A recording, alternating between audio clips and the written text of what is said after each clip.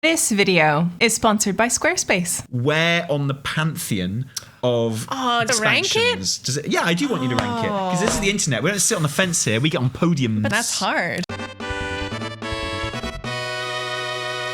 Hello Internet, my name is Taliesin. And I'm Evitel. And welcome to a very special video where we're talking about... War Within. Okay, look, here's the thing. This week, the Midnight Alpha goes live. From then on in, all we're going to be doing is playing Alpha. Pretty and much. talking about Alpha and talking about the next expansion. So even though the War Within is technically not over, we've got Legion Remix to come. We've got 11.2.7 to come. But that's all just the lead into Midnight as well. So really, I think it's time to take a step back, get out some coffee and some wine, and talk about the War Within and decide, was it any good? and you know what? We're going to talk emotionally, but we're also going to talk mathematically. Oh? Yeah, I'm going to be keeping track of scores. Oh. You can give your opinion whether it's a good expansion or not, but the numbers don't lie, We're going to be Evie. doing the hard math here. I will be letting you know what my findings are at the end. We're going to try and keep this internet friendly and kind of whistle stop in a way. We're going to go through the expansion and really rate every single part of it and what we felt about it. And maybe you'll agree, maybe you'll disagree. Either way, keep that to yourself. Don't write it in the comments. We don't want to know. Wait until I tell you to, okay? Okay, go, go, go, go, go, go, go.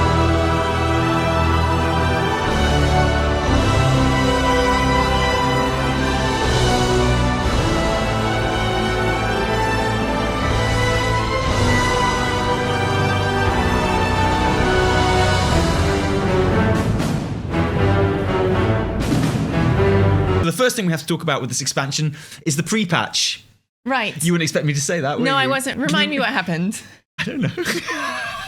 Can you remember anything about the pre-patch? Wait, hang on. Before I look it up, I think there were some things that spawned in the world and you had to collect, like, were there heirloom? Am I thinking of Dragonflight's one? There was! Okay, it was the World Soul Memories. Oh, Radiant Echoes. It was like Ragnaros. Oh. There was a big blob, and there was Hogger, and there was Stitches. Yeah. And, okay, so was that a success or not? I mean, We it was didn't fun. remember it. It's a failure. It's a massive failure. The figures don't lie. If I'm I gonna be- asked you, did you enjoy the pre-patch, and you're like, what was the... Failed. But this one did bring something good. It introduced warbands. Oh, yeah. That's when we first got our very first taste of warbands. Okay, rewind. Success. Yeah, I mean, warbands, game changer. Absolutely amazing. And I mean, should we talk about warbands now? Go on, then. They've literally changed how I play the game. I used to be like, not alt-averse, but lazy. And warbands has totally enabled me to be like lazy on one character, but also achieve loads of things from my alts. And now I feel like the block, which kept me from working on alts, is gone. How many alts you got? I've got like 10, How many max level alts you got? 3 or 4. Hey, that's pretty good. And I mean, having account-wide reputation, again, like absolutely huge. Yeah, that's an 11 out of 10 feature. Don't worry, it's going in the book. When the reckoning comes, that will definitely count in the War Within's favour, is warbands. Another thing that came along with the pre-patch, though, was dynamic flying replacing dragon riding. Yes. Whereby basically every flying mount in the game became dynamic flying enabled. It was something like 400 plus mounts. No longer dragon riding, sky riding. Solidified the massive change in the game that was dragon riding. Yeah. That's pretty amazing. 2 expansions in a row, we've had 2 completely game-changing systems in dragon riding and warbands. I was going to ask what's the one in Midnight, but I think we know, actually. Look, I don't know if we're great. going to rate the pre-patch as a massive win or a miss, because the features that it introduced were very, very good. Yes. But I would say those were not really a feature of the pre-patch. That was an expansion feature. Yeah, the they're like box pre-patch features, itself, aren't they? as usual, a little bit boring. What do you think? Pre-patch itself was fine from what I can remember of it, which is very little. I'm going to count that as a miss. I'm sorry. Moving on then to the expansion launch itself. And I feel like before we talk about any of the story or the features or anything, we have to talk about, unfortunately, the elephant in the room who got here 3 days earlier than we did because they pre-purchased the early access to the War Within. Now, I gather from comments in our videos when we talk about this sometimes that a lot of people don't care about this at all. Actually, some people really like it as a feature of pre-purchases. So I want to be fair in reasons and acknowledge those people. Good, I've acknowledged them. And now I'm going to talk about how much I hate early access. I hate it. It's rubbish. It sucks. Why do you hate it, Sally? Okay, so we were in Gamescom when this game launched, right? Mm-hmm. We thought it was the weirdest Gamescom new expansion experience. Little did we know. There was this really weird vibe where some people were playing the game, some people weren't playing the game. And for me, I just don't like that. I think a new expansion should be about everyone all together. Some people that I know were personally upset by this because they're like, no, I'm not going to shell this out. And because of that, we didn't have the usual, like, you know, the guild gathers, like ready for the portal, ready for the first quest to pop. And so that was like, that kind of dampened the experience. And on the flip side, people say that it generally went smoother. Like there were kind of fewer bugs. There's That's less, the excuse like, that lag, devs use. I feel like that's the easiest way to justify it. Right, but if it works, right? Yeah, I mean, if they say so, but we all know that's not why it happens. Yeah, it's for money. Do you have early access for Midnight, Tally? Yeah, of course I do. Yeah, of course we all will. We're in 11.0 now. Here we go. This is like what Everyone's a new expansion is all about. Half of us are in. Yeah. I want your experience of like the zones and the story and like that initial expansion that experience. Just pushed through the leveling. The leveling. I loved the leveling stories in War Within. I thought they were so good. And this is coming from someone who is like, earthen? Dwarves? Fine. Rocky dwarves?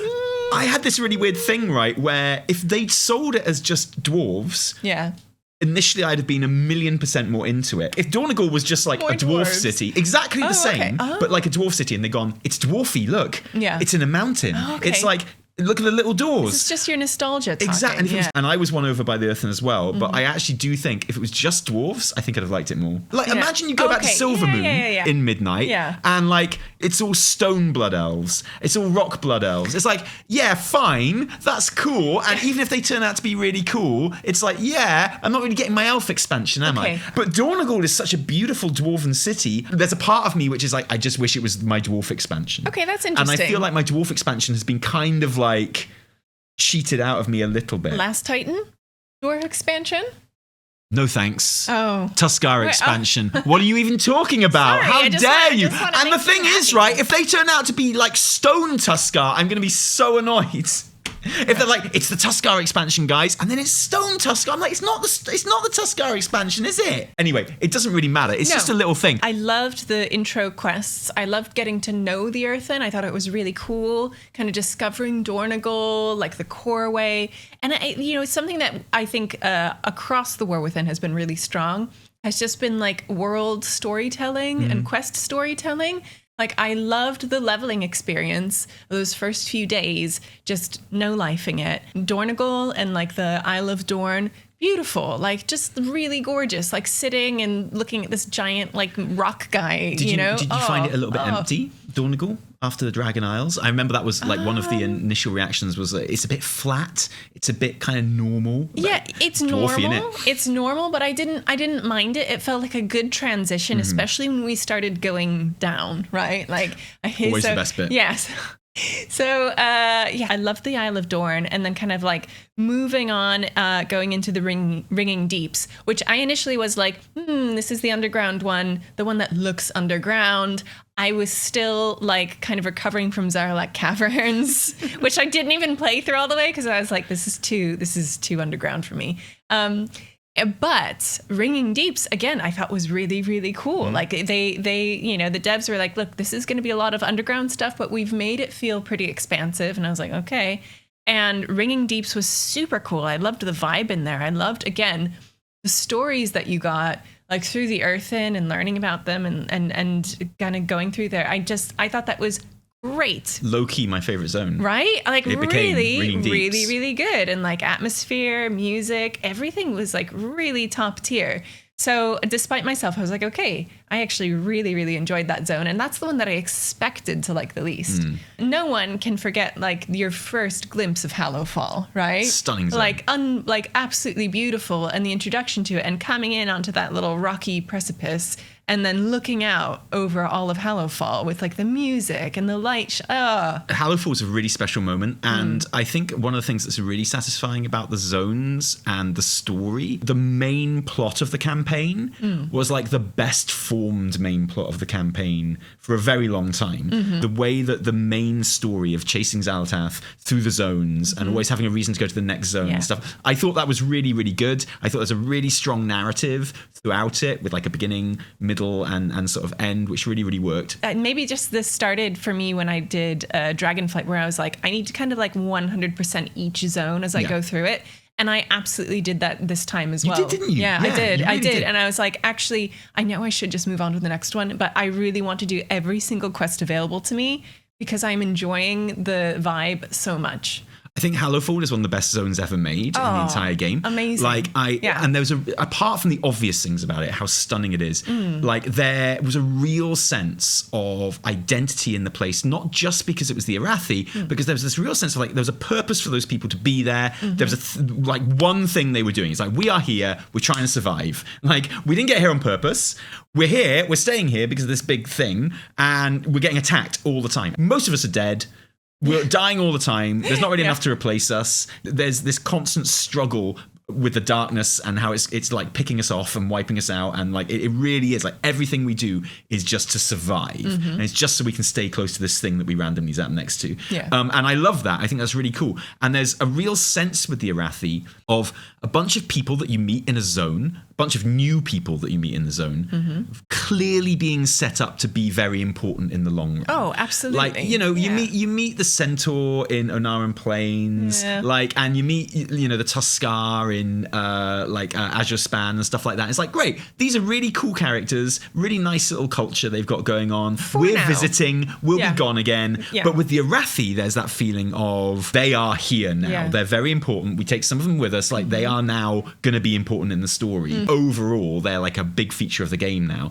And that felt really good too. That felt like very meaningful and something we don't always get in those kind of zones. So yeah, I think like Hallowfall in particular, incredible zone. You know what? It's one of those things where I like the zones even more now every time I go into them. And I think part of that is because of the flying thing, right? Like, we haven't explored these zones as much as we often do, like leveling zones. There's this thing where, you know, usually you level through zones, you campaign through zones, and then you have a whole patch of just doing world quests and stuff around the zones on foot pre-Dragonflight, right? And that gave you, whatever else it gave you this sense of like really getting to know a zone, really knowing every nook and cranny of the zone, every little path, every little road, every little feature. And we don't really get that anymore with flying from the very beginning. And I think the pros outweigh the cons, obviously, but one of those cons is that you don't know the zones as well. You're right. And it certainly means that, every time I go in there, even still, like I'm like, I feel like I'm getting to know the zone a bit more now and stuff. Those moments where you go down into Azj-Kahet from Hallowfall, whichever route you take, so cool, stunning, so amazing. Cool. And the story, I think, like had I'm going to take a guess and say it had the most in-game cutscenes of any kind of like leveling campaign. Like we had in-game cutscenes up the wazoo, and I just think it was a really strong narrative, really strong vibe. It was very present. I knew what was happening, what I was doing all the time, and I even kind of liked the fact that the story concluded a couple of weeks in, sort of thing, like the time gating of that. Yeah, I didn't particularly mind that. Because, I was enjoying myself so much in the zones themselves. Could argue there's a criminal lack of use of Thrall and Jaina, even when they arrived on their ships. And it's like, we brought over armies from the Alliance and Horde. And what now? Well, where are they? I think they were involved in like the climax of that story, where we were fighting in Hallowfall with the Nerubians and stuff. But that's it. And they're done now. So the armies are still hanging around Dorne. They don't really need to. I mean, one thing that I really liked about that is like when you're assembling the armies and you actually get to see some trolls. I actually saw some trolls, which is brilliant. I feel like I never see those guys anymore. So I was like, oh, hell yeah, trolls. And so that was fun. And then just some like, angry banter between... I love angry banter, man. A bit of like, a bit of friction between Horde and Alliance. But then, they just took off again. And you're like, oh, right then. Okay, see you guys. Azj-Kahet was fun, wasn't it? I have to say, it was the zone that I was kind of looking forward to the most. And it was actually my least favorite. I liked the story. I thought the story was super cool. Again, like the appearance of Xal'atath, the learning about everything that happens with Ansarek. I thought that was really cool, and I enjoyed the story. And the zone itself had great atmosphere, but I find it like it is just one platform and another platform. And that's all it is. It's the one with you and like your friend, and then it's the other one. You know, when people were talking about Azj-Kahet, they're like, okay, remember Suramar? This is like a Nerubian city, and you're going to have that vibe again. And I was like, oh my God, like someone said Suramar again. And I was like, yes. And it's nothing like that. Okay, like so you don't actually spend any time in it in the same way. Right? I literally have just talked about this, and I don't want to bang this drum, right? Yes. I think it's flying. Oh, like, yeah. I think, Yeah. like, here's the thing, agree. right? So, like, you've got a massive challenge with something like Nerubians anyway. Like, we're going to build a massive Nerubian city, and it's like, it's going to be a bit like Suramar. It's like, already that's kind of should set some alarm bells off, because it's like, why would a Nerubian city be like Suramar? And it's like, they're spiders, right? And so when you commit to, here is a Nerubian society, which the player will partake in and become part of, you have to humanize that city to a degree that works for elves, works for dwarves, works for trolls. But when you're talking about spiders, it's like, well, why have spiders got stairs? Yeah. Like, they don't need stairs. They can stick to stuff. It's like, why have spiders got like human proportioned things? Yeah. Like, some of them are this big, some of them are this big. Why are the doors all my size? That's hard anyway. But then you miss all of like the details they put in that actually play off that really well, because you're flying over everything. Yeah, of so course. like I think if you were being forced to run around there, we'd have all hated it, obviously, because we're WoW players and we like flying now.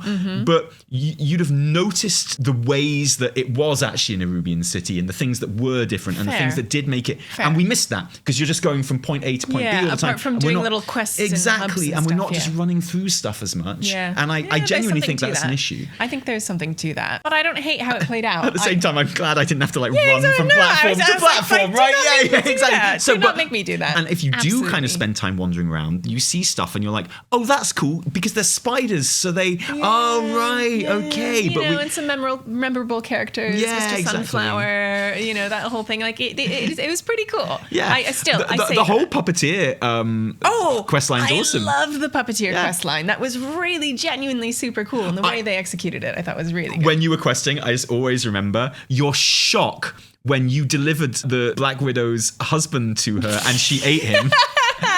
I was like, wait. What do you think? What's the one thing you know about spiders? And you were like shocked. You were like, oh shit, she ate him. And I was like, did you not get any of the jokes in that quest line? Because like the whole quest line, she's like, bring my husband back. He's delicious. And he's like, whoa.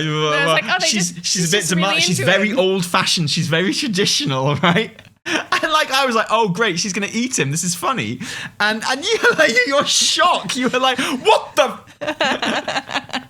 I'm glad that the thought of her harming your husband never even occurred to you. No, never. Who knows? Hi team, it's me again, and I continue to be on the tidying offensive. There are a few things that could do with some zhuzhing on our site, so I'm delighted that Squarespace is sponsoring today's video and hosting our site obs. First things first, some numbers have gone up in recent days. I repeat, numbers have gone up. Well, some of them. And it's time to update them on our site. Thankfully, if all I want to do is update some figures, it takes me literal seconds to do this using the Squarespace editor. No nasty code to go digging through to show that number is now big.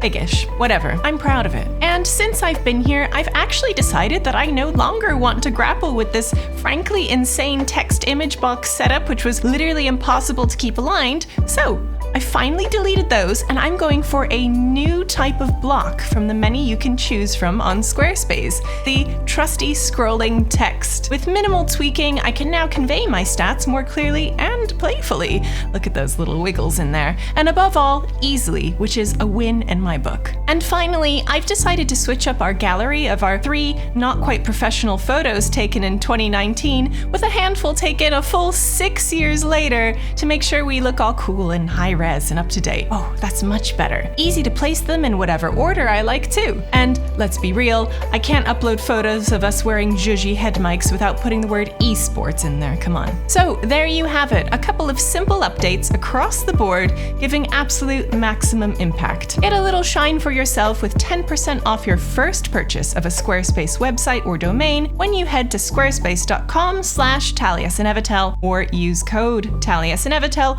or just click the link in the description below and go toot your own horn a bit. That's squarespace.com/Taliesin and Evitel. Zhuzhy head mics not included, sorry. In terms of spending time in Azj-Kahet, that's like the place where I wanted to spend the least time. I was like, I kind of want to get out of here. It's literally at the bottom of like the zone progression. It's right at the bottom. So the scary purple zone at the very bottom of the campaign kind of levels. Yes. Like that, I've got good news for you. Yeah. If you didn't like that, in Midnight, we've got a scary purple zone at the top. Right at the top. Yeah, so like flip it around. So different. You don't understand. Should we mention just Xalatath? It's been nice getting to know Xalatath. And I think just as a villain, she is so cool. She's mean and hot. It's like, okay, but she's actually proven to be a really good villain. She's the kind of character, she's kind of sassy, so you can give her some really cheeky, fun lines. Like, she's always going to be fun.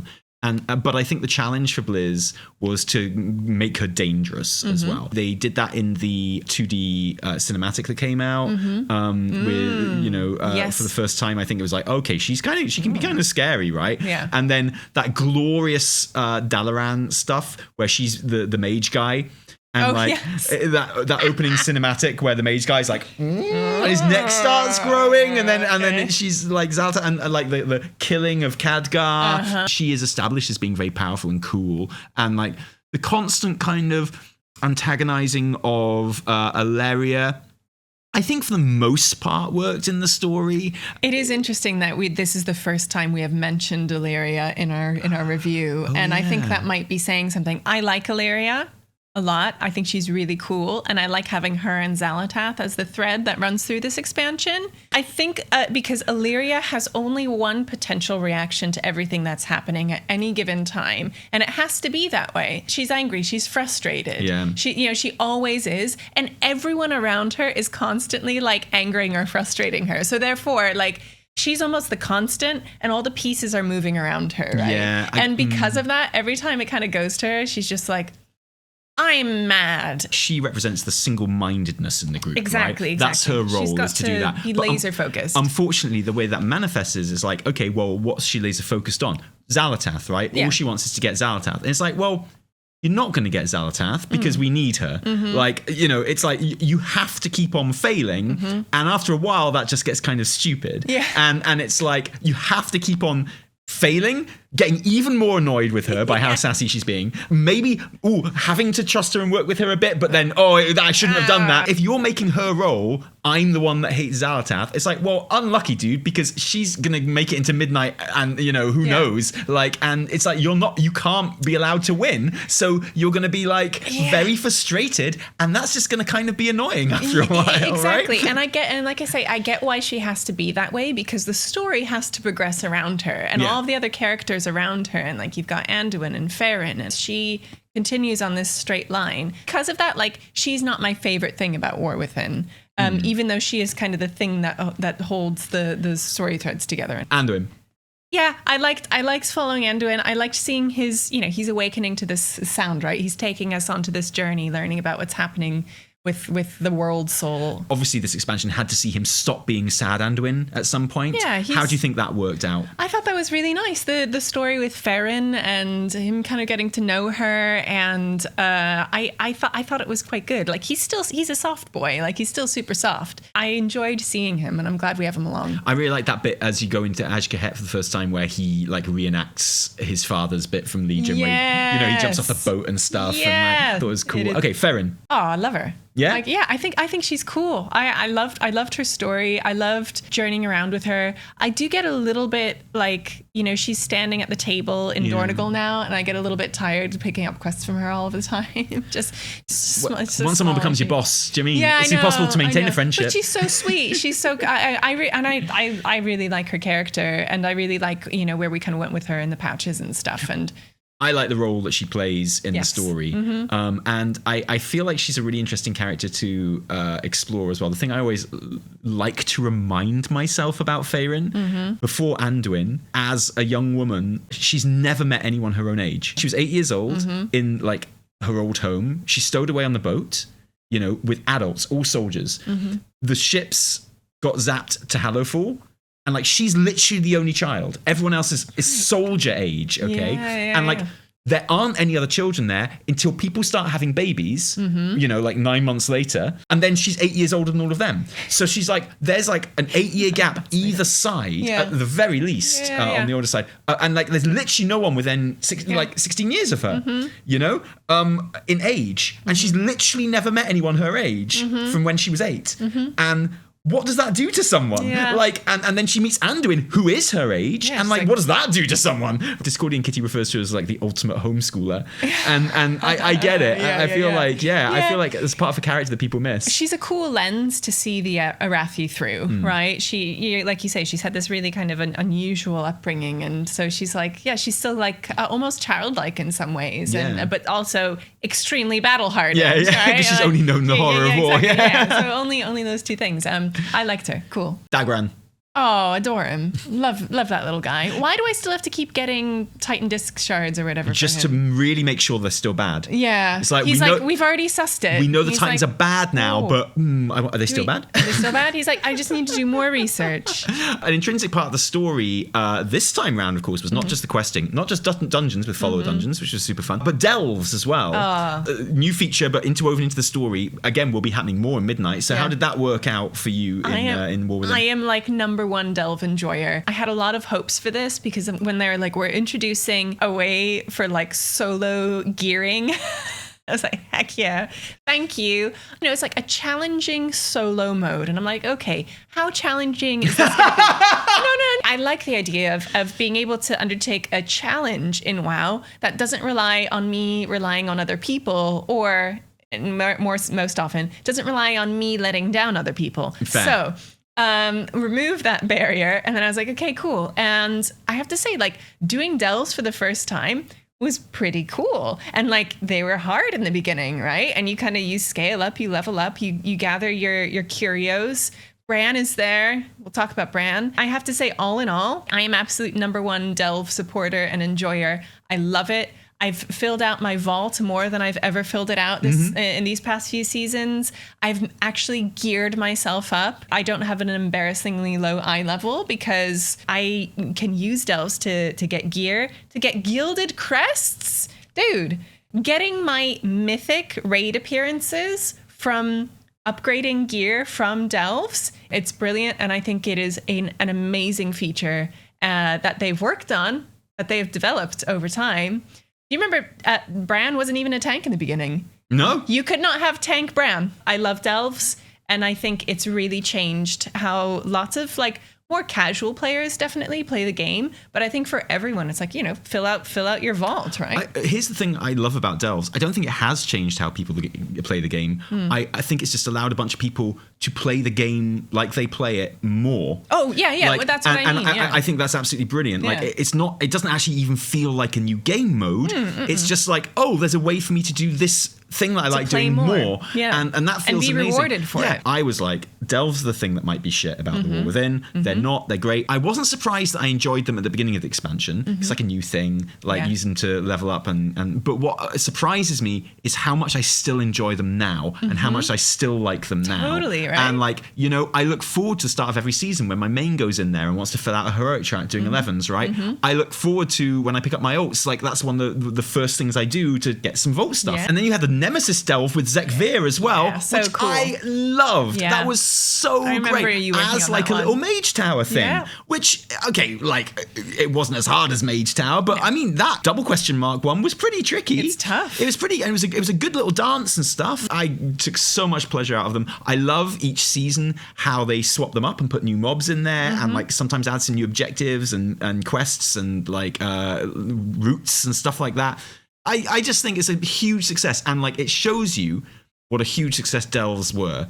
that in the lead up to midnight, we're talking about midnight again, I'm sorry. But in the lead up to midnight, one of the things I was looking forward to seeing and learning about the new expansion was what the new delves would be. And our new delve companion. Yeah, exactly. I was genuinely excited. A huge win for me, delves. Absolutely. Brilliant. And I think I agree with you. It's amazing about them is their like staying power, right? Like the fact that they are still cool, useful, and quite fun. Even when you're doing 11s like every week, they still feel, I think they're good. And I like them because I can just sit here and I can do them. And like I'm having a fun gameplay experience, but I can also like chat with you. It's less pressure than running keys, and therefore it's cool and fun. Love it. I still prefer the short ones though. Oh, yes. Oh, and I mean, now that they've added shortcuts for some of them, it's like... even better. Yeah. What about the world events? Continuing the thing that was kind of started really in Dragonflight with the super event and stuff like that. Very much a part of the game now. These kind of like repeatable events on a timer. So you had like the theater event, the machine speaker one, which, was like a horde mode sort of thing. In Hallowfall, you had the farm and getting the light things and whacking them in the things. Still the quickest way to get like a chest every week. Because I've got 100 of those little like light shards. I just pop into Hallowfall. I just chuck a couple in the thing. I'm like, nice. What's the one in Azj-Kahet? Can't remember, can you? Neither can I. I'm not going to look it up. We're just never going to know. Was there one in Azj-Kahet? Who knows? I'm not going to look it up, so we're just going to have to say no. Just no. But you did have World Soul Memories as well, which popped up in every zone. Which were useful. No, they were useful at the start when you needed coffer keys. Yeah, of course they were getting useful. in as much. But I mean, I haven't done them since. When's the last time you've done one? This patch, the patch we're talking about now, was the last time I did one. Literally haven't done a single one in Undermine or Caresh. Yeah. Are they even in Caresh? Probably not, because Caresh isn't on Azeroth. No. But I didn't even notice if they were on Caresh or not. That's the thing. So, I mean, and that was the whole pre-patch thing as well. Yes. So maybe... They were useful in the beginning, but I think even the devs have been like, we can just kind of phase that one out, because I think people have moved beyond them. I loved jumping into and doing theater. I thought that was super fun. Awakening the machine, even that, like it would be cool. Like, running it a few times, it was all right. I thought it was nice. And like you say, Hallowfall light stuff, because it's so like pretty vast, right? And because it has all those little elements, you can choose which ones you want to do. There are usually a bunch of other people firebombing mushrooms or whatever you're doing in there. And you know what I mean? Like it's quite cool. So I like those. I thought those were really good. And in terms of, a whole suite of world events, I give this a big thumbs up. I enjoyed those. Do we want to give a view on hero talents? I think when you say hero talents, I think I just feel a pang of sadness, because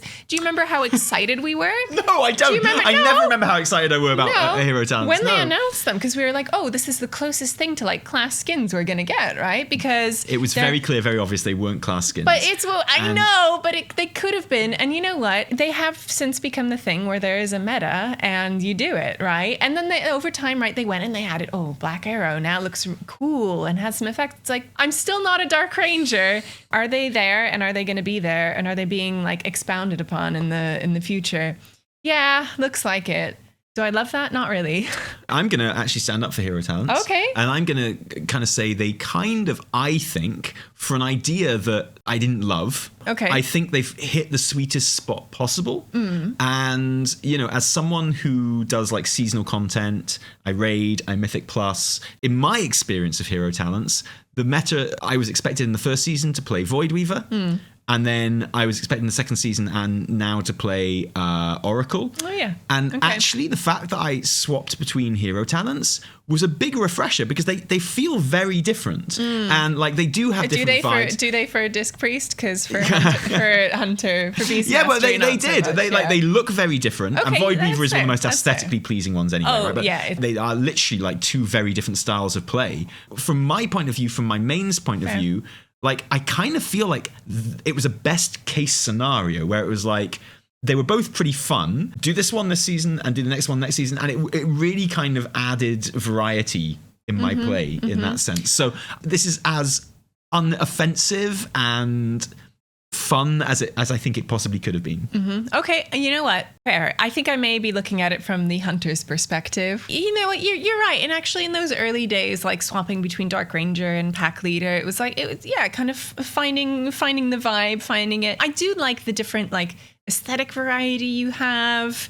Okay, you know what? Good effort. Well, I need to know what to put in the book. Are we keeping it or are we cutting it? Is this a success? Of course we're keeping it. Win! I just get my pen, course which is we're just here keeping out of shot. I'll talk about the seasonal content a little bit because that's more my kind of thing. Yeah, go for it. The raid was, I wouldn't say it was a classic raid, the Nerubian raid. Yeah. It was, for an opening raid, it was pretty fun. A fun final boss. However, the Mythic Plus season was terrific, and I think like the Mythic Plus just generally from sort of season 3 onwards in Dragonflight has been in such a sweet spot, and I think the replacing in War Within of like the standard fixes with Xal'atath style fixes, and there's only a few of them, and they are like Kiss Curse. I mean, I love the Xal'atath fixes. Really, they're so buffs. Yeah. You know, like the kind of the damage they can do is minimum.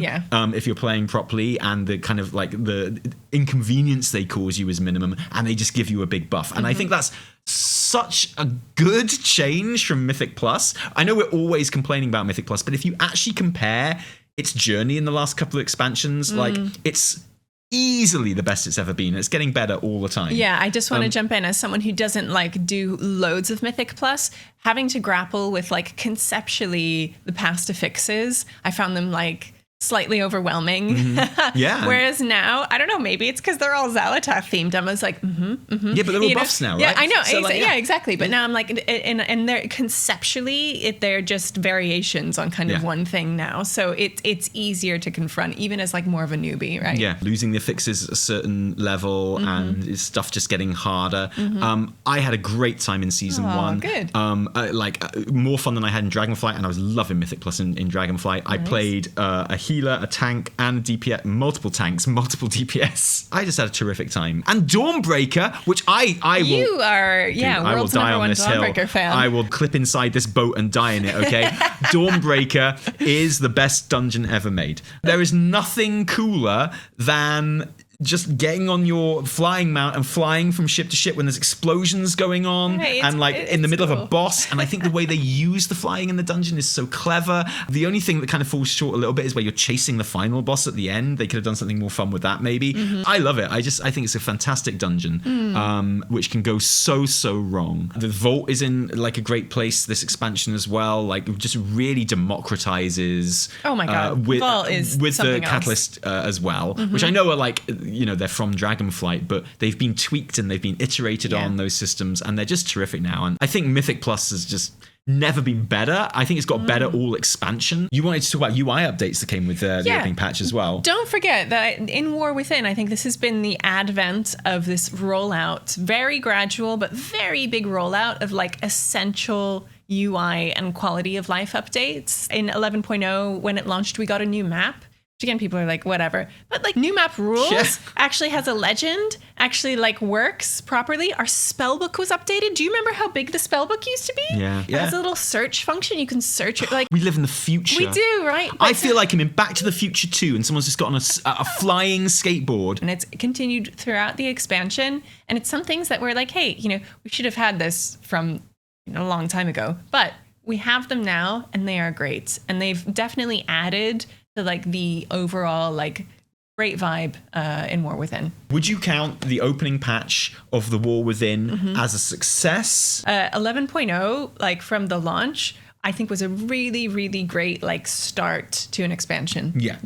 Always fun at the start of an expansion though, right? So let's move on to 11.0.5. Could War Within build on the excitement and momentum and success of that hugely successful opening patch? No, 11.0.5 was the anniversary event. I thought for an anniversary event, probably the best anniversary event. I think it was fantastic. I don't think it should have been 11.0.5. No, it really, like you said, there's like so much momentum, or like, what's next? What's the next thing they're gonna do? And it's like, oh, it's okay. Wasn't that like a testament to how much people were enjoying that first patch? That Absolutely. they wanted more War Within. Absolutely. They were like, oh, can't wait to see what's going to happen next. Can't wait to carry this on. And I feel like maybe from the dev side of things, they were like, okay, everyone's going to be ready for a little break before we move on to the next thing. But people are like, no break. keep your foot off the brakes. Like literally just give me more. So just like kind of massively disappointing in that sense, which is unfair on the actual anniversary event, which is really good. The mount off, loved the mount off. Super cool. Like all the little games and stuff that were happening around there. Yeah. Really, really cool. As an anniversary event, massive success. But as a War Within patch, I'm going to count it as big failure. I'm sorry. Thumbs down against... Or as our son would go, Oh, no, there was stuff. Drakthir got new classes. Okay, fine. Yeah, great. Fantastic. Do I want the cool racials from Drakthir on every class I play? Yes. Do I want to look like a Drakthir? Literally never. At any point. Not to a huge degree, but to slightly undermined like the incredibly exciting opening patch. I agree. But never mind, because hot on its heels, because that's the great thing about these mini patches, right? They don't last very long. No. Hot on its heels was 11.0.7, which was the Siren Isle. The Forbidden Reach was such a good 0.7 patch in Dragonflight. It was a whole starting area that they turned into a zone. So it felt huge. It felt substantial. They just filled it with elites. They filled it with treasures. And like my entire memory of that whole patch is just flying around with huge groups of people, like going to elites, killing them for gear. And it was fun. It was a fun thing to do in a patch. Siren Isle was not that. It was very much more kind of, there's a little mystery, there's a little story. They'd repurposed an unused map from BFA, which I thought was a great idea. Long may that continue. Right. People call it recycled content. I'm like, if they never used it, it's not recycled. No. Like if I make a video and I just don't show it for a year, I'm not recycling that video. I'm finally showing you the video, right? There was no flying there, of course, initially. No. And whereas I thought the time gating was a little bit unnecessary. Time gating sucked and on that. And you know what? This is going to be a recurring theme through these mini patches, I feel. The reception to Siren Isle would have been much better if it was basically like it was on the PTR with no time gating. Because I go on the PTR and I play this stuff and I get to play it all at once. And I'm like, this is great. I like this. Yeah. I just had like hours and hours of fun here. And then it opens up and like only a fraction of that stuff is progressible, and you're like, I don't have hours and hours of fun here now. It's like, okay. Yeah. And I think Blizz need to learn a lesson. I think they need to learn a lesson where the progression, people want to do that straight away, and then they come and do the farming. Yeah. Like, no one wants to do a bit of progression, and it's like, you can do farming now. It's like, no, let me do all my progression, and then I'll farm. But like, Tally, that's the fun thing. The subscriptions. You have to, I'm serious, you just have to draw them out. Like, it's You really don't. unfortunate. You draw them really out. unfortunate, No. but someone like in the C-suite has done the math, and they're like, look, false maths. They It's might not. it might be slightly less pleasurable for the players, but like we're gonna retain them, right? No, exactly. Well, no, but you don't. That's the thing, and that's the unmeasurable element to this. The one that like you can't show in meetings, but that everyone knows is true. Yeah, everyone. And that's the thing, right? That everyone knows. It's like, oh no, that's rubbish. That just means less people are going to play in the long run once they realize this is how it works again. But there's no figure for that. No. There's no figure for that that you can show in a meeting to people who don't understand video games.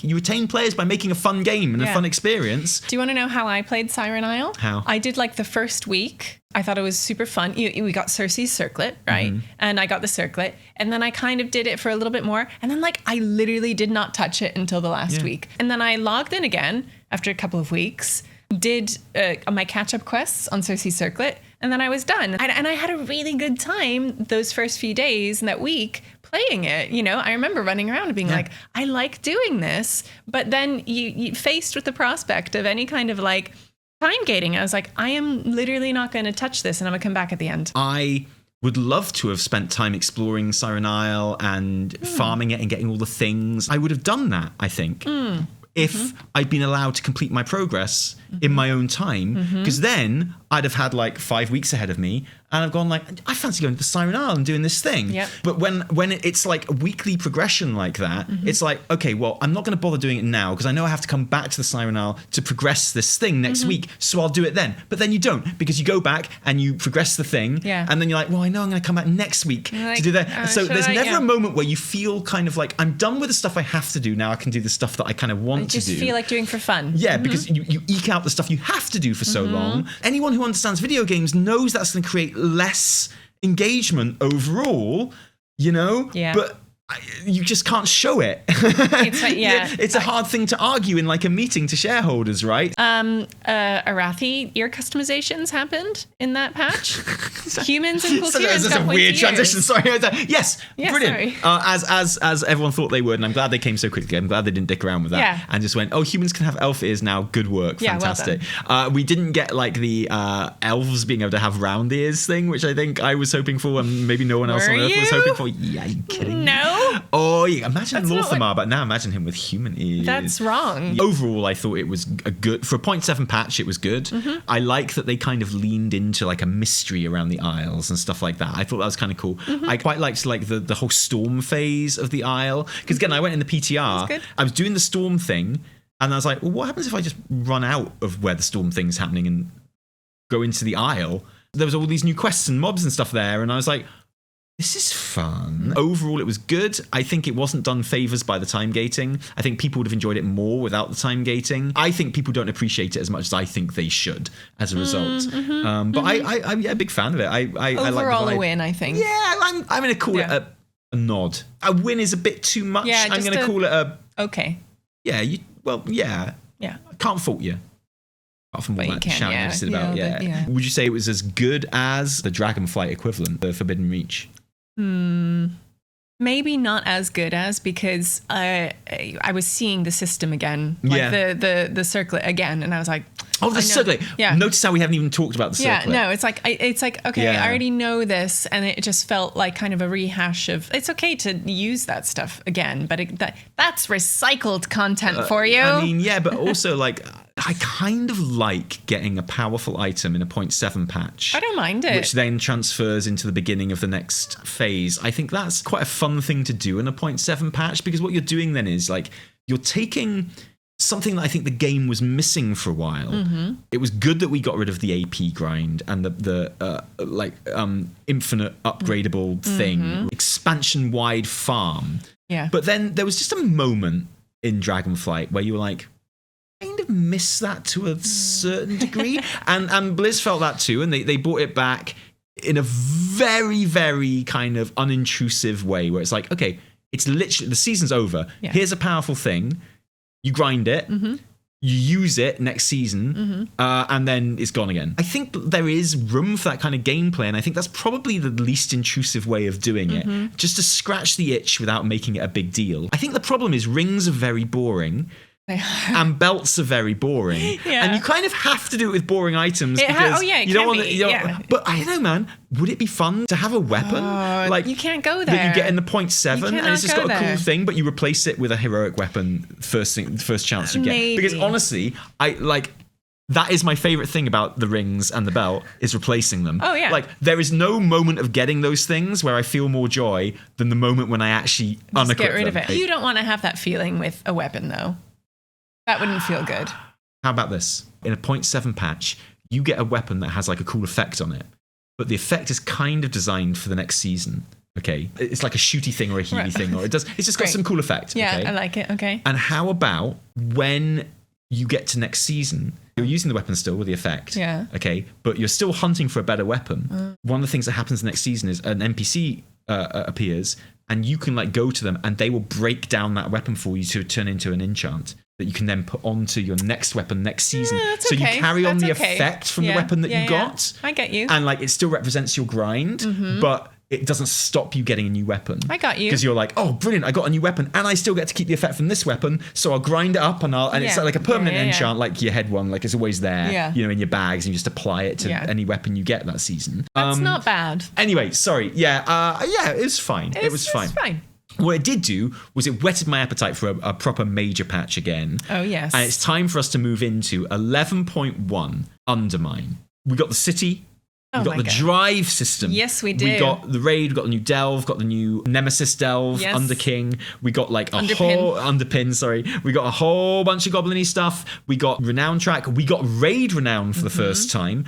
We got the turbo boost with dinars, puzzling cartel chips. Maybe my experience is colored by the fact that we like went to like the kickoff press event at Goodwood and like literally got to race around. I got to watch like, you know, Fandy and S-Fand absolutely like, you know, burning rubber. They hyped up Drive a lot. Yeah. Like the system was hyped up. The patch was really hyped up. I loved going into something so completely divorced from what we'd seen before. Like just a full-on goblin theme, zone, patch. They went for 100%. Loved doing the quests in Undermine. I think the best side quests of any zone in WoW. Simple as that. Wow. I think like they were good. The side but- quests in Undermine are like the most characterful, the most imaginative. Many of them are surprisingly long and involved. Like the one where Columbo turns up and you're solving the murder. It's like, how does that, like, this is not where I expected this quest line to go. And it's just started. I love and it's like, questing in there. So cool. Loved And the quests. Batman one and the Ratatouille one. Yeah. And I'm mentioning like pop culture references, which were my least favorite thing in WoW. I know. But with goblins, they work. They like, work. Yeah, it just works. And the characterizations were amazing. The music is like some of the best music ever made in World of Warcraft. So like, I think unparalleled. the whole zone has, in the best possible way, the same vibe as Mists of Pandaria, in that it just feels like everyone who was involved in that was let off the leash. Absolutely. They were like just go as far with this as you want to. Like, make this as consistent as you want to. And they do. And like the campaign story, I thought was really, really good. And like surprisingly good in its structure and like in its characterization and in its coherence. Like I haven't known a patch story to be that coherent. No, it's so clear, right? Just and like so good. you got like the ending of the War Within segment of that patch story, like, well, in week 2 because of time gating, right? But like, that was the end of the campaign story. It's like, okay, that's the War Within part of the story done. But you know what's happening. There wasn't any mystery. There wasn't any cliffhanger. It's like, oh, they've stolen the Dark Heart. We kind of know what's happening next now. While we're waiting, let's clean up the Undermine and sort of sort it out and stuff. And I think that's great. It's such a great structure for a patch. It's really fun. And it's kind of risky, right? Because you could be like, this complete departure from what we're used to in War Within. But I thought it worked. I thought it was just so fun, characterful, like vivid. Loved getting all the armor sets and like the transmogs and all. They just really like, I love watching people embracing the vibe, right? Like when you're in Hallowfall, everyone's like, wearing my Hallowfall shiz. And now like in Undermine, everyone's like, I'm a Tauren, but I'm going to wear some cool goblin stuff, right? I'm going to move straight on to my major criticism of the patch. Okay. The cartel renown. Oh, I hardly touched it. Was useless. Yeah, it was pointless. And like, unfortunately, because I love the drive system. I think the drive system's great as like cool. a patch gimmick. In there, yeah. Super fun. Super fun just driving around Undermine in that car. Made even more fun by the fact I'm not expected to drive anywhere else in that car. Absolutely. Just Undermine. Top draw. Love the drive system. I know there are mixed feelings on it in the community. Not with me. 1 million out of 10. Love it. Great fun. However, I did not get to have any fun with customizing my car. I didn't touch it. My car is still the same color it was when I picked it up. Same. Because by the time the average player is going to max out enough renown to actually make any changes to the outside of your car, you're done with the zone. Yeah. And you can only drive that car in the zone. So when you're done with the zone, you're like, well, I don't care if I can customize my car now. I can't drive it anywhere else. In hindsight, I know it's easy in hindsight. I'm the best game designer in the world in hindsight. Yeah. If I had a time machine, people should hire me to design all their games because I know exactly how it's going to go, right? The customization rewards for your car should have been as front-loaded as it comes. So like you got those early and then you can have that fun of like not just customizing your car, but like seeing all customizations that people make to their car and like, enjoying that. It'd have added like, I mean, there's plenty of life in Undermine anyway, but it'd have added even more to it and added a whole other level of joy, which should be there, but what I think we missed out on by the fact that, like, no one did any of it. My individual cartel rep is pathetic. Like, it's really sad. The only one I've got maxed out is Black Fuse. Dark Fuse, Dark Fuse, So I was like, I gotta do this to get the jacket, and that's it. And you know what? I did it, but then the other ones, I'm like, and now that the time has passed. The customization should have been the first reward on each renown tree. I'm with you, so at the very least, and that's a shame, isn't it? But the zone itself, absolute banger.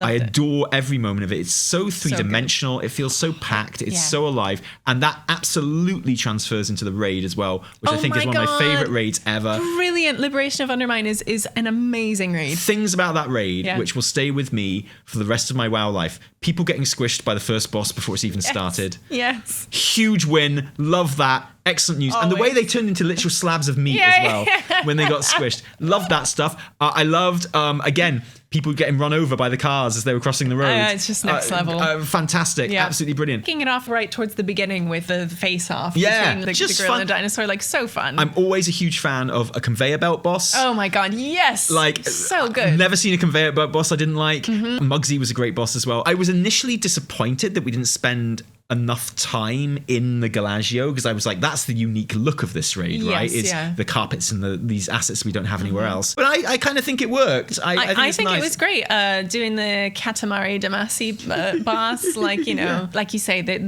everyone was just completely unleashed, like on the art team. Loved it. You really got that sense that they were proud of it and they loved it. And it's so good to see, because again, we're just going to compare this to Dragonflight, because I think this is the expansion that Dragonflight compares with War Within the most. As a patch zone, it shat all over either of Dragonflight's patch zones. Oh, yeah. Zaralek Caverns and the Emerald Dream came nowhere near Undermine. I liked Emerald Dream a lot. I liked it. I didn't like it as much as I wanted to. I know. You know, I enjoyed that whole. That made sense. Like that whole kind of quest line, everything, the storytelling in it, I really enjoyed. I think it just didn't feel like the Emerald Dream to me. It felt like, you know, people who think that they've seen the Eiffel Tower because they've been to Vegas. It's like the Vegas version of the Emerald Dream, right? It's like it is the Emerald Dream, but also there's loads of buildings. It wasn't.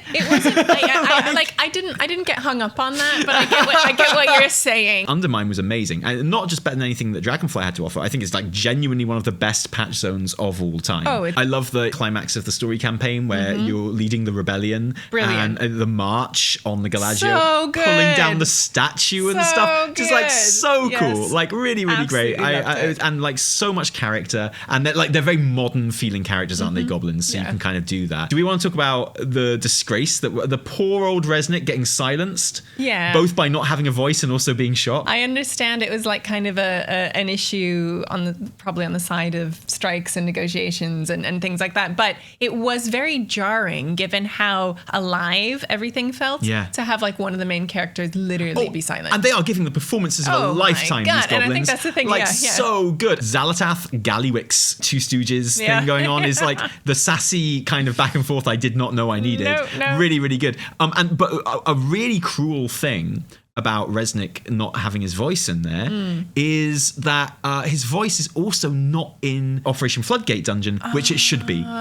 He talks all the way through that dungeon, but you wouldn't know because you don't hear him. And you think about how glorious the other, in that season, and we'll move on to Mythic Plus now, but in that season you had Cinderbrew Meadery with, I think, the best boss lines of the entire expansion. They're pretty good. I love it so much. Okay, so Cinderbrew Meadery as a dungeon is good, but the voice lines make it next level. And I never got tired of them. I never didn't laugh at "time to fuck up my bees." There was not a single time where I didn't hear "time to fuck up my bees." Even when I knew what he was apparently supposed to be saying. Just like when she's talking about the bees, it's like, I just really, I love how much you love it. And the bee puns, they just really speak to me, and I miss them. Aww. I wish I'd voted for Cinderbrew Meadery and to be in the. But Operation Floodgate, one of the best Mythic Plus dungeons of all time. And I think people agree with this as well. Even in its bubbles stage, in its first iteration, just a brilliant dungeon, which I always look forward to doing. A fairly forgiving dungeon, but also has great routes that you can do through it. The bosses are hard. A terrific dungeon, I think, will be one that I'll always be happy to see pop up in future Mythic Plus seasons. Don't forget, this is the patch that brought us Side Street Sluice as well. Oh yeah, one of the quickest delves to do. One of the quickest delves, and also just really fun and cool. I really like it. I dig it. I also had a boss that even if you were doing it on a super low level character where the boss should be able to crush you, you could cheese it by always zapping up to the. And it'd take ages, it'd take forever to kill this boss. But I was doing it on very low level characters that should be getting actually absolutely munched by that boss. Yeah. And the great thing about Side Street Sluice is the checkpoint that gives you the extra free life. Yeah. You can avoid it for the entire dungeon until you're ready to do the boss. Oh, so you can lose all of your lives and then go back and go back, get the life from the checkpoint just before you do the boss, so you can still get the cash at the end. Oh, wait, the other new delve, the old Goddy delve as well. It's fine. It's not my favorite. I don't think I've done it. I was going to say, season. like, you probably haven't done it. It's very long, isn't it? It is long. Excavation Zone 9, is that the, yeah. So, like, I mean, if Side Street Sleuths pops up, and that's the thing, it was right next to your hub. It was like right next to the Incontinental Hotel, you know, so you'd be like... Incontinental Hotel. Yeah, I know. Bran could finally be a tank in that as well. Yeah, it was... game changer. Yeah. Wowza. Yeah. What about the useful. Underpin? Underpin was great. Underpin was great fun. well. Putting him in the arena was brilliant. You know, I thought that was great. Yeah. Loved Even it. like because people hate the kicking around the bombs thing. Yeah, I also hate kicking the bombs around, but I thought he was fun. I spent like an afternoon on Underpin. On my main, obviously, my like as a shadow priest and like doing the big deeps and couldn't do it at all. I was having like a lot of trouble, and I did 2 pulls on my very low level brewmaster and killed him instantly. There you go. I was like, oh. Okay, I see what's going on here. Okay, so yeah, that's my well, too late now as a tip, but that would be my tip to you. 11.1.5. Oh, yeah. Damn. Nightfall. Okay, so first of all, here's the content. Nightfall, Horrific Visions Revisited, Dastardly Duos. So like 3 events happening, which is pretty cool. Turbo boost with the dinars and stuff as well came in that one. I remember when this patch was announced and they announced all of the content, it was like, oh, that's quite a lot of content. That's pretty cool, really. And then what did they do, Evie? They time gated it. They put it behind a lock and a key.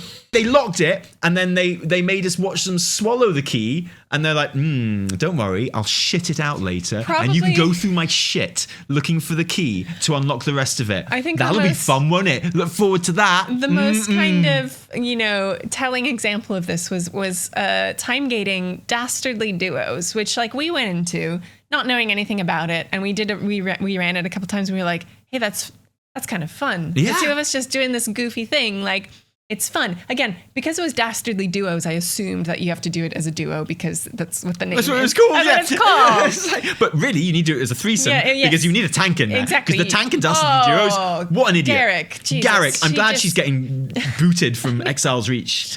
And then figuring it out was really fun. And then we got some like insane over 1 million score, and we were like, okay, cool, let's do it again. And then it was like, wait, you have to come back every week?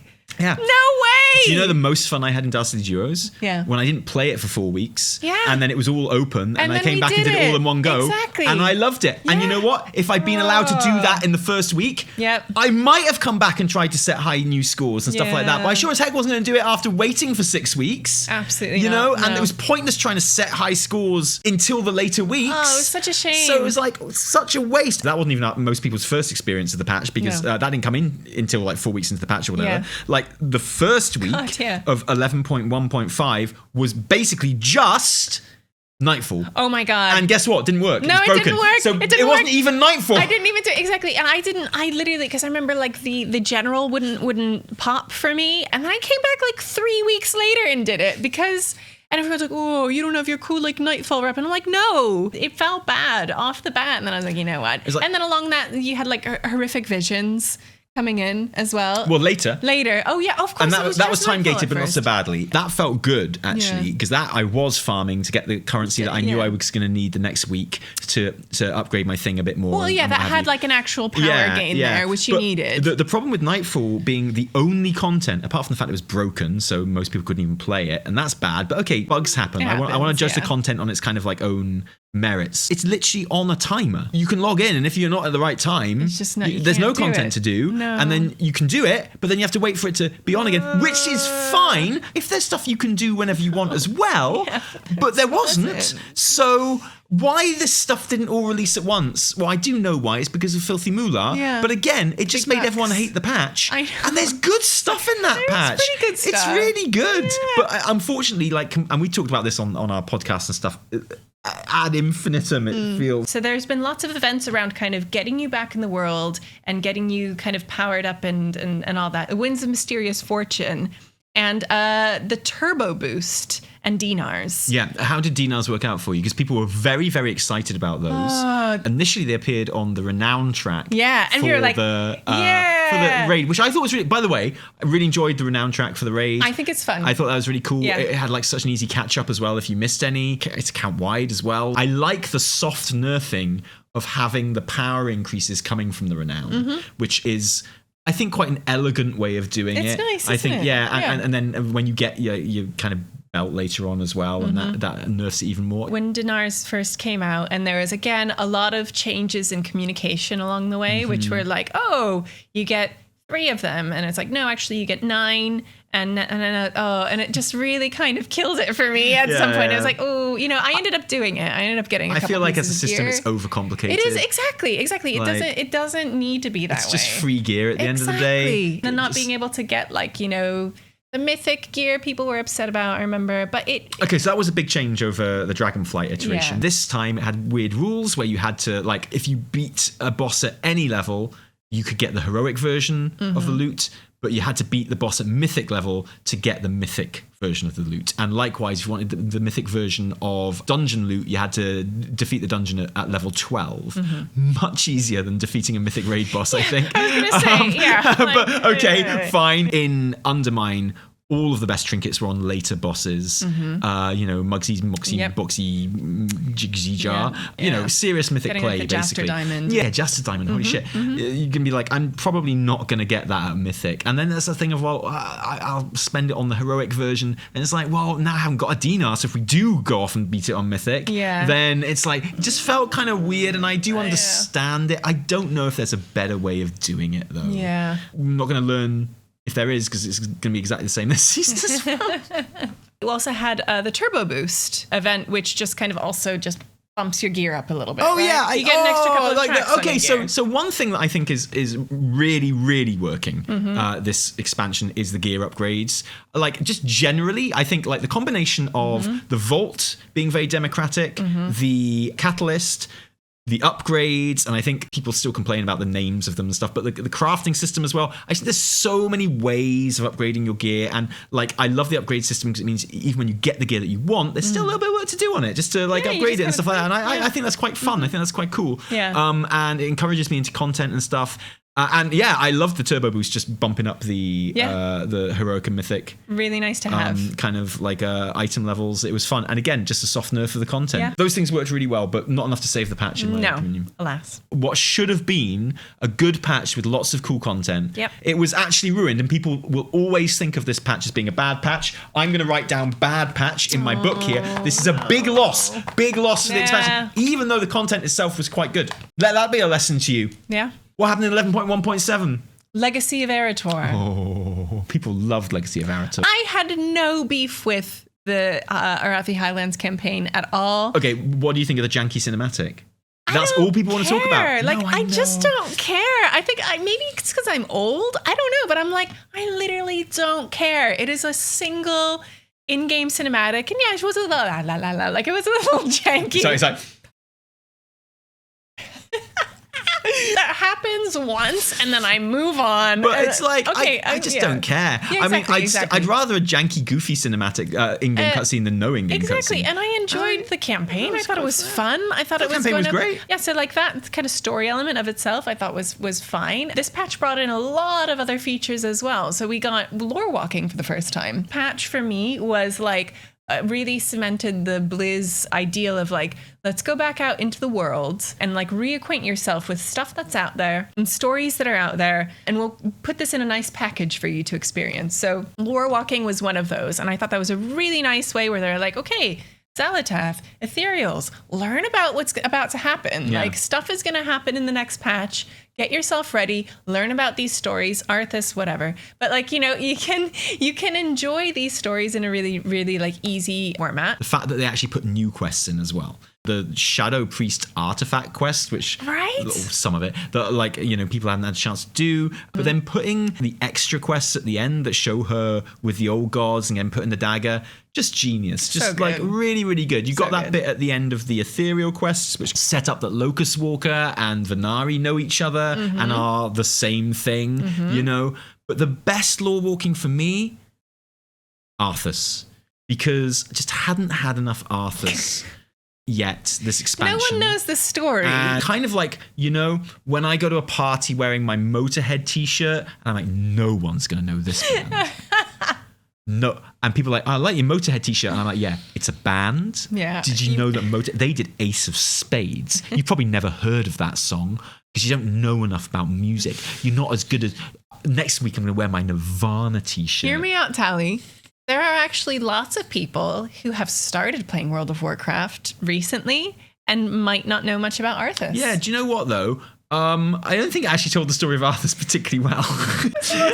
It was kind of like a weird choice of quest, but whatever. I don't care. What's really exciting about Lore Walking is like what it can do for the future, and we're already seeing it being iterated on into like curated versions of Dragonflight and War Within for players who are catching up or new players in Midnight. So like huge win, that one. Along with that, we got iteration on delves. We got overcharged delves, which I thought was fun. I love our overcharged delves. I was quite sad when they were gone, especially at that stage where you're like, okay, they're easy now. But it's like doing 11 so that they're overcharged. It just gave an extra level. Updating your disc belt, which you probably still have on you, but which will be out of date as of 11.2.5. Oh, because they're nerfing it. They're nerfing it in 11.2.5. So my ambition is to replace it before they nerf it. I've got a whole bag of belts. I got loads of belts ready to go. I'm like, I've been so ready. I replaced my bag of dicks with a bag of belts. I was like... and like my, like Ask Mr. Robot is like, this is a huge upgrade. I'm like, no, it's not. So yeah, I thought the belt was fine. I am going to be sad to lose the cosmetic effect of the belt, which makes you sparkle. We also got Turbulent Timeways. I mean, I must like that because I got my pirate mount. Well, there you go. You clearly liked it enough to get that. Yeah. Well, I mean, I didn't. I just did like 3 time walking. Oh, right. I remember. I remember that. And I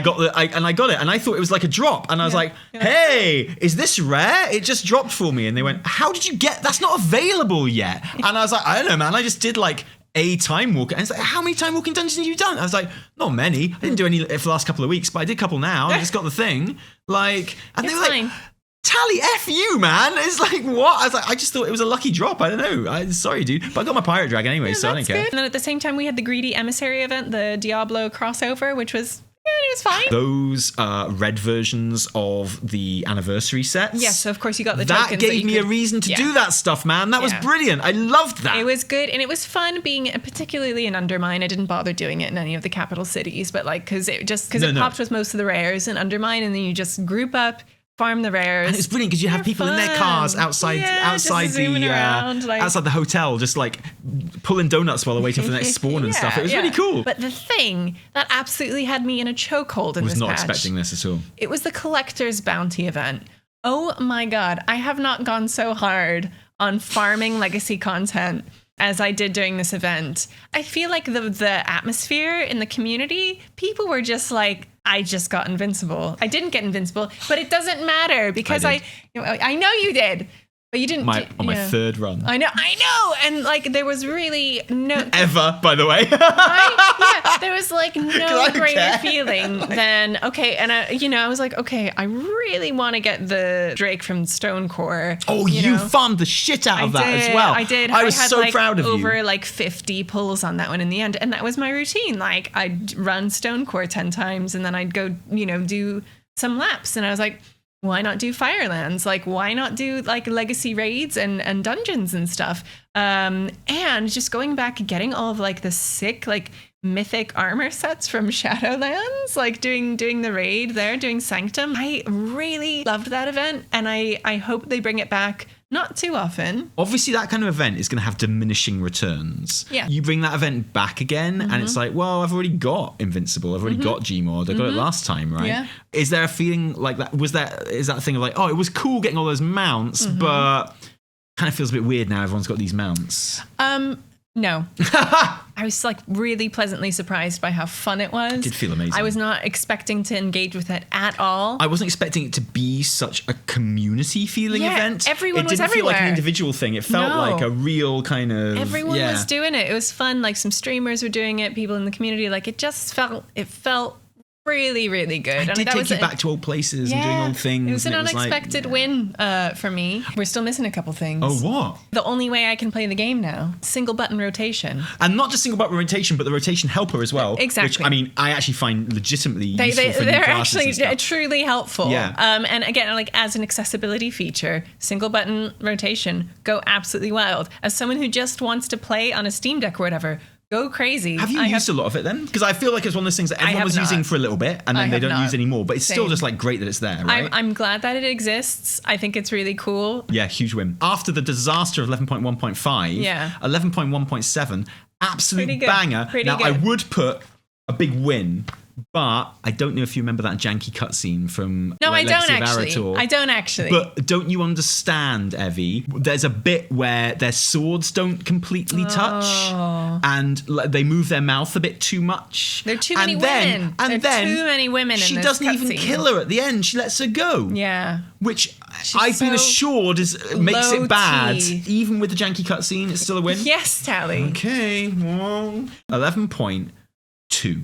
Huh? Ghosts of Caresh. The current patch. Yeah, which we're in right now. What do we think of that?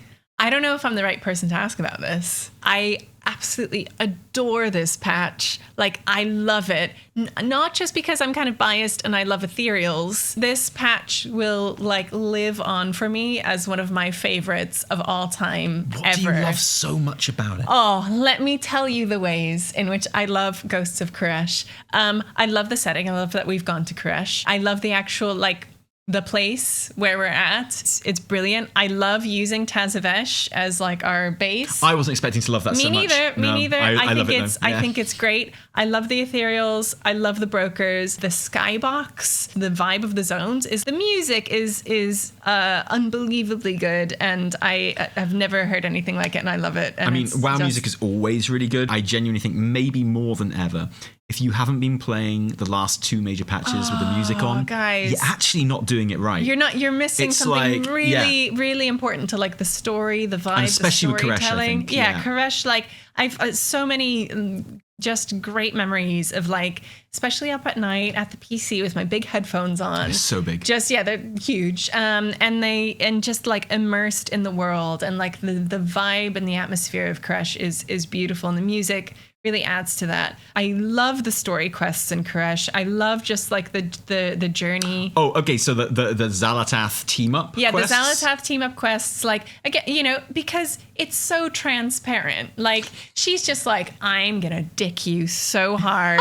She's like, you are just, I cannot wait to betray you when this is over. And you're like, and of course she's gonna betray you. So, but just having that whole journey, I thought was so fun. And having, Lucas Walker, Illyria, and Xalatath. You're going on your little road trip. And she gets to drop Caresh. lines like, you broke my dark heart, Illyria. I know. Which is so Come indulgent. on. It's so great. She's so sassy. I love when you do like the quests where you're manipulating the oracles, and you're doing that with Xalatath, right? So you're like, oh, I'm questing with Xalatath, and you're like, oh, she's making me do making me really do bad bad stuff. I'm doing the Like, bad stuff I'm for being her. like Xalatath now. This kind Yeah. of excites me, but also kind of sucks. Yeah, It's like, yeah. She's like, trust me, just roll with it. Yeah. This is in our interest. And the whole time I thought she was lying about the world soul of Caresh, just manipulating them. And it turns out she wasn't lying. No. It turns out she was telling the truth. Yeah. And she was like, yeah, It is have the actually world that- soul. Yeah, you take it. Nice right? one. Who's a dude? Good for you by the guys. way. Yeah. Mr. Caresh. Getting pronouns!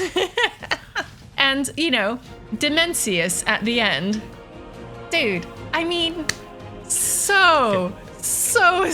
Maniforge Omega Yeah, let's as a talk raid about the raid. is good. Yeah, the raid is good. Decent raid. Yeah, the raid like, is fun. I actually think like it's got some really clever bosses in it. Yeah. I think Lumathar is an underratedly really clever boss. just so gross. Yeah, and Salazar is an amazing boss. Yeah. And then you get to Dimensius. I mean, it's one of the best boss fights of all time. It's so on like good. at any level, and like that's the brilliant thing. I've said this before, but like Love it so everyone much. agrees. The mythic guys, the heroic guys, the normal guys, like everyone okay. agrees this is just one of This the best rules. boss fights of all Yeah, time. yeah. And it's just like it's huge. It's dramatic feeling. It's got flying bits that aren't annoying. It's got like Throws a planet at you. he throws a planet at you. It's got black holes. You go inside him at the end. There's like good storytelling in it where Xalatath saves you. Yes, And like literally Yes, just stops you yeah. dying and shit. yeah. And that's just really fun. And then the music all the time. And then when you get to that final stage and the music kicks Oh into like my the Final Fantasy God. XIV music. They're literally just saying Dimensius. They're just chanting his name. Basically, every final boss has to have their own Yeah, catchphrase, exactly. their own Yeah, song yeah, from they now have on. to. I can't wait to hear the Xalatath song. Exactly. Like, it just feels awesome. Yeah, it it's does like feel awesome. so cool. It does feel awesome. That raid rocks. My one criticism of any of that actually is like the cinematic at the end. I think everyone talks about how she is now wielding the power of a Void Lord. She is as powerful as a Void Lord. I wouldn't mind seeing a more obvious visual indicator representation of that. Yeah. It's like, I only know that because people told me. Yeah. Like, in the cinematic, I wouldn't have got that at all. Exactly. Yeah. Exactly. I haven't actually seen her harness the power of the Dark Heart. Okay, our guy is gone, right? Like, Locust Walker's just in shreds, literally like ribbons. But, I mean, if she just, like, grown a bit or, like... Yeah, or if she just, like, if her voice had gone a bit Nazothy or something. Yeah, or, like, something. Just had a moment of being, something. like... She's, like, too controlled, I'm right? a baller now. Yeah. I get the story because I was told by other characters afterwards, so I understand what's happening, but it would be nice to have seen that represented in the cinematic. Like, visually, it would be cool. And then kind of weirdly having the dungeon canonically after the raid. Yeah, but most people did the dungeon before the raid. Yeah, exactly. Most of the people did it before, so... But then you had to do it again after the raid to actually get the story bit. Yeah. They didn't just do the dungeon beforehand. Yeah. They did the dungeon before the point in the story where the oracles betray us. Yeah. Where we were in the story at week 1, because of time gating, we had just teamed up with the oracles. We were like, they're on our side now. And then we went into the dungeon and we were fighting the oracles. And I was like, why am I doing that? It's like, why? And now I've killed them. Yeah. Well, this is going to be shit next week when we need their help, isn't it? A great example of time gating, not just being an annoying thing that kind of makes the game less fun, but legitimately damaged the narrative in that case. It actually made the story not make sense. Why? Yeah. Looking back on it, I'm like, okay, it does make sense now, but I wish that I could have experienced that, in a logical sequence, which you could have done if they were allowed to do the story, because it would have worked. You don't have to have done the raid for the dungeon story to make sense. You just need to have completed the campaign.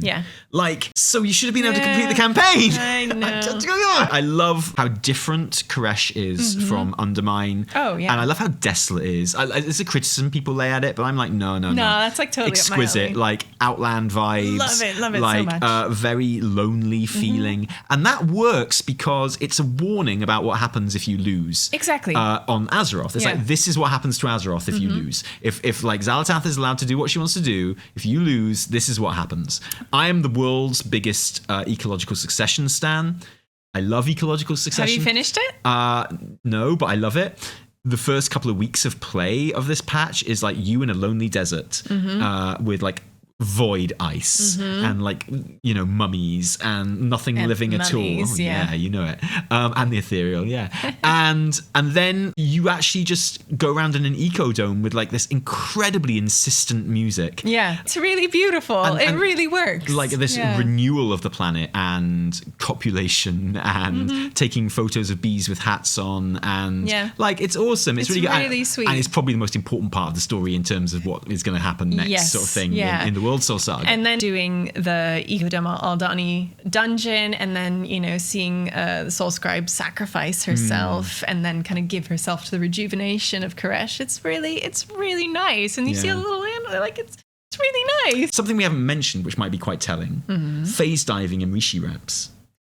Right. I get that they're part of the story. It's cool. Phase diving, I like that it exists and it's fun. I latched onto it because, again, I got into the point of the expansion where I was like, I need to collect shit. I want to go find orbs. And so I did phase diving and I got the slate back mount from collecting all the appearances. And I felt like phase diving was a really fun place in which to collect things. Like, it was just cool. Like, I'm zipping around on my, kombucha and I'm avoiding the big bosses, and it was cool. I'm the same as you. Yeah. I've really kind of come round to phase diving and I really enjoy it now. I think the issue with phase diving is it shouldn't have been sold as a feature. No, because it's just it should have been like a cool little thing it's that you just do. There that happens. And it's like, exactly. And the issue was selling it as like, here are the features of Ghosts of Caresh, the raid, or go phase diving. Like, it's like, no, that's not a feature. Exactly. It's like a cool little thing that happens in the zone. I agree. I grew to enjoy it, but it's not like a selling point of the patch. But I will look back on my time phase diving and like farming stuff and hunting for stuff like really fondly when I look back on this patch. Me too. Me too. Which surprises me because I was like, just like most people didn't care about it at all at first. The expansion is not over. Obviously, we have Legion Remix to come. We've got player housing to come and the leading quests to Midnight. But I mean, that's going to feel more like Midnight content, even though it's technically this expansion. Well, we're going to talk about it in our Midnight Was It Any Good video. few years from now. Yeah, I guess we'll touch on it then. Or the way these expansions are going in like 8 months. So that's another thing. This expansion has zipped by. I feel like nothing's had time to get stale. Fast. Nothing's had time to kind of outstay its welcome.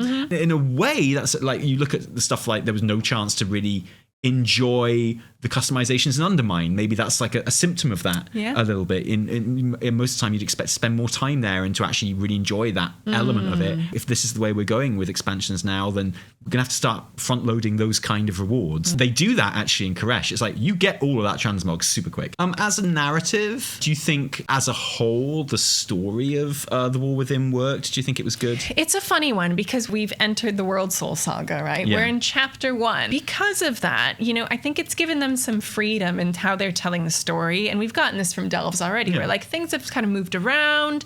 They've shifted. We didn't get Haranir in War Within, did we? Well, we're not getting him in Midnight either. Well, and because of that, I think people are still maybe programmed to think of, okay, you think of Wrath, you're like, okay, has like a vibe. There's one kind of big story and I've got a whole package there. Whereas in War Within, we went to Undermine, we've gone to Caresh, and we've kind of planted seeds for things that are happening in Midnight and beyond.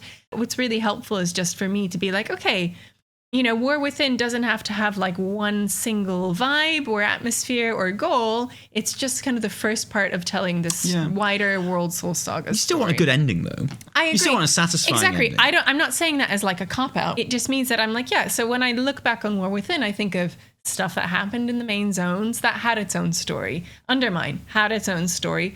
Caresh had its own story, but which felt like a culmination of sorts of things that we have felt. It did. It did. It felt pretty epic and big and not necessarily separated from those other kind of stories along the way. The quest storytelling is really, really, really good right now. Yeah. I think it's the best ending since Legion. It was good. Which itself was the best ending since Wrath. Yeah. That's good company to keep up there. I've done the maths. Yeah, that's your calculations. I'm showing my workings there. I won't show it very private. No. But I think it's fair to say that yes, The War Within was a good expansion. But the question is, how good? Where on the pantheon of good expansions does it? Yeah, I do want you to rank it because this is the internet. We don't sit on the fence here. We get on podiums. But that means I have to choose like my other favorite expansions, and that's hard. Okay, well, I'll make it easy for you. Was it better than your first expansion, Cataclysm? Yeah. Was it better than Mists of Pandaria? I loved Mists of Pandaria, but I think it's better. You think it's better than Mists of Pandaria? I think it's like maybe up there with it. Wow, okay. Was it better than Warlords of Draenor? I didn't play Warlords of Draenor. I'll help you with this one. Yes, it was. It was better than Warlords of Draenor. Was it better than Legion? No.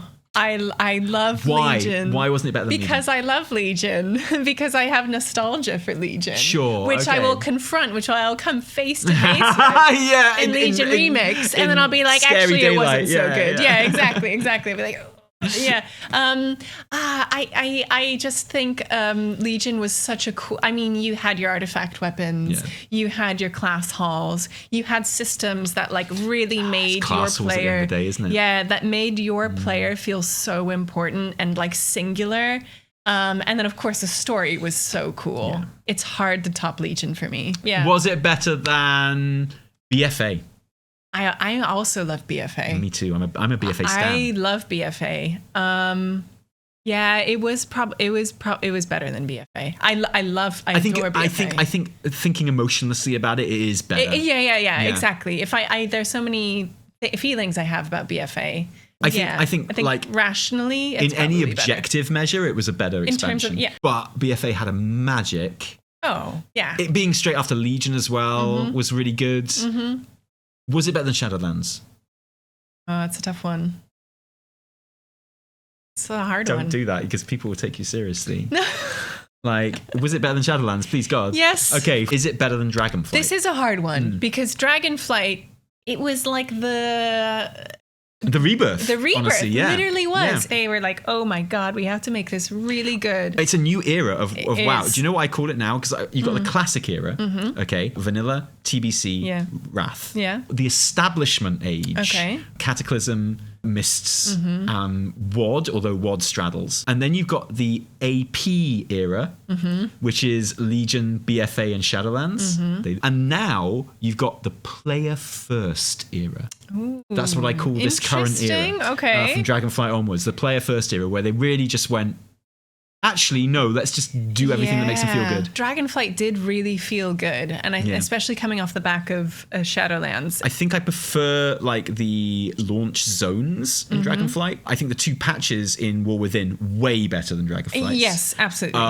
And I think overall, I think War Within is better than Dragonflight. Probably you are right. I think just because it builds on it so well, kind of builds on Dragonflight in the way everyone was hoping BFA was going to build on Legion. Yeah. And it kind of didn't. I see what you're saying. It kind of just like copied the most boring bits in a way. I think the narrative was more dramatic and more exciting. It was. The raids were better. Mythic Plus was definitely better. Like, it's better. I think it just does everything better, basically. It does everything I think better. War Within is better than Dragonflight. I agree which with you. For me, puts War Within at least in the top 4 WoW expansions. Possibly top 3, depending on where I want BFA to go, really. On a different day, it'll be a top 3 or top 4 expansion, which I think is pretty good. I think that's very good. That's just on like general vibes. If you're talking about like the game as like simply a game, I think it's probably the best expansion. I think it's probably at its best right now. Yeah. And like you said, kind of like iterating on systems, having the rollout be so straight. Like, you know, we get timelines now. Like we get a whole like schedule of like when we get patches. Like, you know, there's a cadence that we all know and understand now, which they stick to. They make changes to the game. There are loads of just like quality of life changes that have been implemented. There are loads of things that are making me go out and like play older content. Yeah. Like I think, you know, all in all, in terms of, like actual gameplay, it feels really, really good. And who would have thought, like 4 years ago or whatever it was, when we were sitting here recording a video which was literally called A Lukewarm Defense of Shadowlands. Is that the one where I wore a talisman? Yeah. Who would have thought that we could be sitting here like so genuinely happy about an expansion and the direction of the game and where things are at and like just a fantastic time to be playing WoW. I agree. The only thing that would make it better is if more people were playing it, honestly. Yeah. Because I think like it's such a great place to be right now. And I think it feels very good right now. A very, very good launch pad for Midnight. And I think now we've got that out of our system, I'm looking forward to basically only talking about Midnight from now on.